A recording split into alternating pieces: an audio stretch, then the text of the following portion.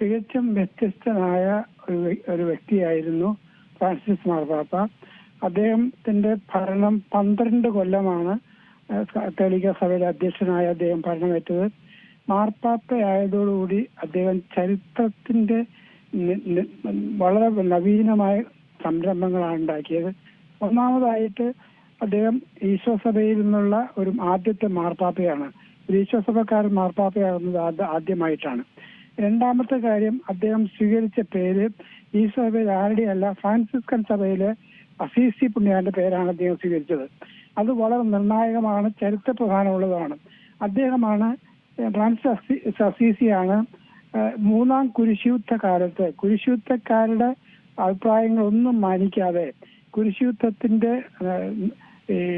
വിഭജിതമായി നിൽക്കുന്ന നിയന്ത്രണരേഖ മറികടന്ന് സുൽത്താന്റെ അടുത്തേക്ക് പോവുകയും സുൽത്താനുമായി നല്ല സൗഹൃദം ഉണ്ടാക്കുകയും ചെയ്ത ഒരു അസീസ് പുണ്യവാനാണ് ഫ്രാൻസിസ് അസീസി. ആ പേരാണ് ഫ്രാൻസിസ് മാർപ്പാപ്പ സ്വീകരിച്ചത്.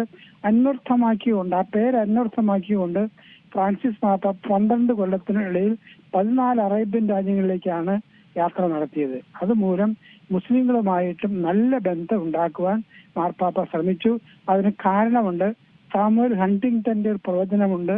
ഇനി ലോകം സിവിലൈസേഷന്റെ നാഗരികതയുടെ യുദ്ധത്തിലേക്കാണ് പോകുന്നത് എന്ന് അദ്ദേഹം പറഞ്ഞിരുന്നു. അത് ഒരിക്കലും സംഭവിക്കാതിരിക്കത്തക്കതാണ് ഫ്രാൻസിസ് മാർപ്പാപ്പ പെരുമാറിയത്. അദ്ദേഹം ലോകത്തിലെ 2 വലിയ മതങ്ങളാണ് ക്രിസ്തു മതവും ഇസ്ലാം മതവും. ഈ 2 മതങ്ങളുമായിട്ട് വലിയ സൗഹൃദം ഉണ്ടാക്കാൻ അദ്ദേഹം കിണഞ്ഞ് ശ്രമിച്ചതാണ്. ഈ അറബി രാജ്യങ്ങളിലേക്കെല്ലാം കടന്നുപോയി അവർക്ക് സൗഹൃദം ഉണ്ടാക്കാനായിട്ട് മാർപ്പാപ്പ ശ്രമിച്ചത്. ഏറ്റവും പ്രധാനമായിട്ട് മാർപ്പാപ്പ കത്തോലിക്ക സഭയ്ക്കുള്ളിൽ വലിയൊരു വിപ്ലവമാണ് ആരംഭിച്ചത്.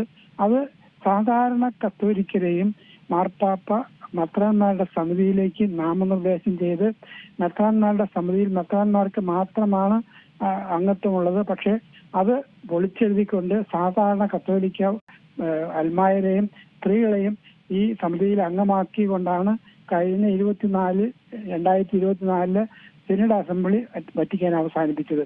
അതിൽ സാധാരണ കത്തോലിക്കർക്കും മെത്രാന്മാരോടൊപ്പം വോട്ട് ചെയ്യാനുള്ള അവകാശം കൊടുത്തു എന്നുള്ളത് ചരിത്രം സൃഷ്ടിച്ച ഒരു സംഭവമാണ്. ആ വിധത്തിൽ സിനഡ് എന്ന പദപ്രയോഗത്തിലൂടെ അദ്ദേഹം അർത്ഥമാക്കിയത് കത്തോലിക്ക സഭയിലെ അധികാരത്തിന്റെ പൊളിച്ചെഴുത്താണ്. അദ്ദേഹം വ്യക്തമായി പറഞ്ഞിട്ടുള്ള കാര്യമുണ്ട്. മനുഷ്യന്റെ ഏറ്റവും എത്തിക്കലായിട്ടുള്ള ഇന്ദ്രിയം കാതാണ്, കേൾവിയാണ്.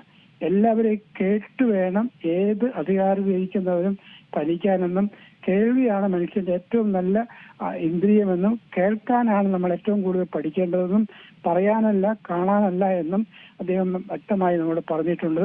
ആ വിധത്തിൽ എല്ലാവരുടെയും സാധാരണക്കാരുടെയും മർദ്ദിതരുടെയും പാർശ്വവൽക്കരിക്കപ്പെട്ട യുദ്ധത്തിൽ നിരാലംബരായി ഒളിച്ചോടുന്ന മനുഷ്യർക്കും അഭയം കൊടുക്കാനും ആതിഥ്യം കൊടുക്കാനുള്ള വലിയ ലോക മനസാക്ഷിയുടെ തന്നെ ശബ്ദമായി പ്രവർത്തിച്ച ഒരു മാർപ്പാപ്പയാണ്, ചരിത്രം സൃഷ്ടിച്ച മാർപ്പാപ്പയാണ്.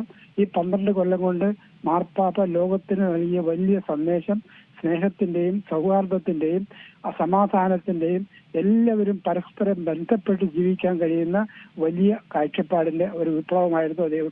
ദൈവത്തിന്റെ ഏറ്റവും വലിയ ദാനമായി ലോകത്തിന് ലഭിച്ച ഒരു വ്യക്തിയാണ് മാർപ്പാപ്പ, ഫ്രാൻസിസ് മാർപ്പാപ്പ എന്ന് പറയുന്നതാണ് ഉചിതമായ കാര്യം. ആ വിധത്തിൽ ഏറ്റവും നല്ല വിധത്തിൽ ജീവിച്ച് ഏറ്റവും നല്ല വിധത്തിൽ ലോകത്തിന് സാക്ഷ്യമായിക്കൊണ്ട് ജീവിച്ച ദൈവത്തിന്റെ മനുഷ്യനായിരുന്നു മാർപ്പാപ്പ. ഏറ്റവും പുതിയ വാർത്തകളും വിശേഷങ്ങളും വിരൽ തുമ്പിലറിയാൻ സീ മലയാളം ന്യൂസ് എല്ലാ ഡിജിറ്റൽ പ്ലാറ്റ്ഫോമുകളിലും ലഭ്യം.